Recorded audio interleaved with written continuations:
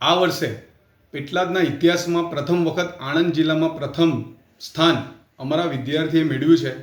તે બદલ તેનો ખૂબ ખૂબ આભાર અને તે બદલ હું ગર્વની લાગણી અનુભવું છું.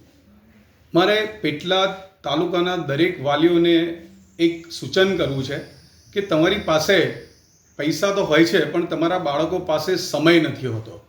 તમે તમારા બાળકોને 2 કલાકની જર્ની આવવા જવામાં મૂકો છો, તેમાં એના 2 વર્ષના મેક્સિમમ સમય વેડફાઈ જાય છે.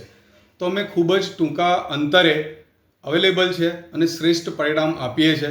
તો દરેક વાલીને સૂચના કે તેઓ તેમના બાળકોનો સમય બચાવે, કારણ કે શ્રેષ્ઠ પરિણામ માત્ર ને માત્ર સેલ્ફ સ્ટડીથી જ મળે છે.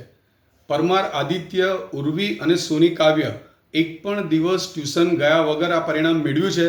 તમે સમજી શકો છો કે એને દિવસના 3 થી 4 કલાક બીજા વિદ્યાર્થીઓ કરતાં વધારે મળે છે. તો ફરી એકવાર વાલીઓએ જોવું જોઈએ કે તેમના બાળકો કેટલા ટેન્શન વગર ભણી શકે છે અને તેમનો સમય બચાવી શકે છે. તો 100% તમારે કોન્ટેક્ટ કરવો જોઈએ સંસ્કૃતિ સ્કૂલનો. હું સંસ્કૃતિ હાયર સેકન્ડરીમાં 11th સ્ટાન્ડર્ડમાંથી આવીને 11th એન્ડ 12th મેં અહીંયા જ કર્યું ઇંગ્લિશ મીડિયમમાં. એન્ડ મારા 10th સ્ટાન્ડર્ડ કરતાં મારા 12thમાં વધારે આવ્યા છે. અને હું આ બધું જ શ્રેય હું મારા સ્કૂલ સ્ટાફ, ટીચર્સ ને મારા મધરને આપીશ કે મને જેટલો આટલો બધો સપોર્ટ કર્યો મારા ટફ ટાઈમમાં, મને બહુ હેલ્પ કરી મને.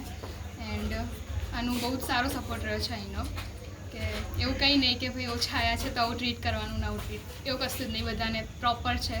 સો I am very happy about all of you. હું Sanskriti higher secondary school Porda principal તરીકે ફરજ બજાવું છું. આ વર્ષે ગુજરાત માધ્યમિક શિક્ષણ બોર્ડ દ્વારા લેવાયેલ ધોરણ 12ની વાર્ષિક પરીક્ષાની અંદર અમારા સ્કૂલના વિદ્યાર્થીઓએ ખૂબ સારું પરિણામ પ્રાપ્ત કર્યું છે. તેમાં પરમાર આદિત્ય 99.91% રેન્ક સાથે આણંદ જિલ્લામાં પ્રથમ અને પેટલાદ કેન્દ્રમાં પણ પ્રથમ છે. સાથે સાથે સોની કાવ્ય અને પટેલ ઉર્વી એ પેટલાદ કેન્દ્રમાં દ્વિતીય અને તૃતીય ક્રમ પ્રાપ્ત કરેલ છે. આ 3 વિદ્યાર્થીઓના ગ્રેડ A1 છે, જે પેટલાદ કેન્દ્રમાં સર્વશ્રેષ્ઠ છે. એ બદલ સંસ્કૃતિ હાયર સેકન્ડરી સ્કૂલ વતી હું સૌનો આભાર માનું છું. હું સંસ્કૃતિ હાયર સેકન્ડરી સ્કૂલ પોરડામાં ભણેલો છું. અહીં આ સ્કૂલનું એજ્યુકેશન બહુ જ સારું છે.